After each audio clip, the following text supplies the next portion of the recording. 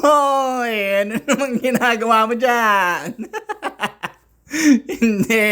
Naghahanap ako ng trellis para sa mga cucumber natin dun sa garden. Tapos tignan nyo naman, para lang ako nasa Baguio, di ba? O kaya Tagaytay. Yung gated na yan, yan yung garden kung saan ko nire-rent yung lupa. Madami kami dyan, mga estudyante, tas mga kaedad ko, tsaka may mga matatanda din.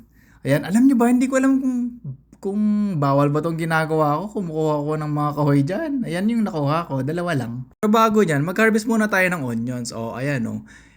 Hindi ko nga pala alam kung anong nangyari dito sa mga sibuyas. Nagsitumbahan sila. Pero ayan o, ang ganda naman o. Okay na yan. Di ba?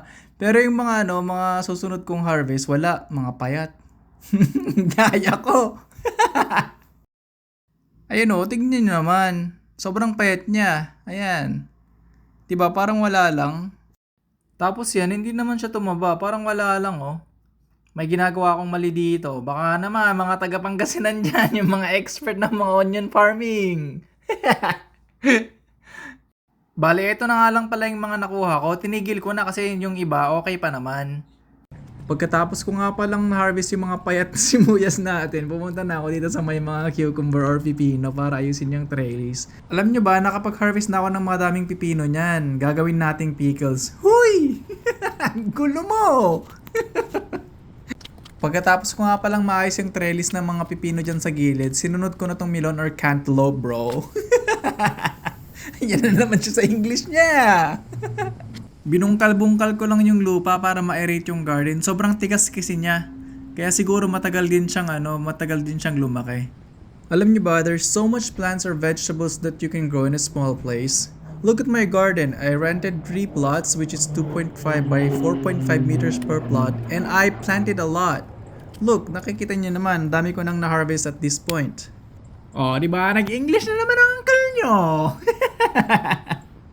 Pagkatapos nga pala nung trellis ng cucumber tsaka yung pagtanim ng cantaloupe or melon, sinunod ko na tong paglalagay ng mulching sa may sili tsaka kamatis.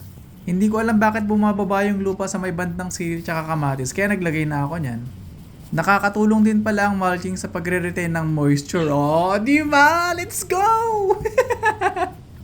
Naiiwasan din yan yung mga pagtubo ng mga weeds.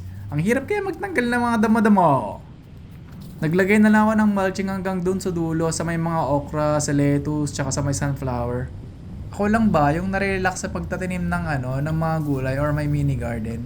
Gaya niyan, tuwing nasa garden ako, may mga ibon, may mga squirrel na naglalaro dyan sa gilid-gilid.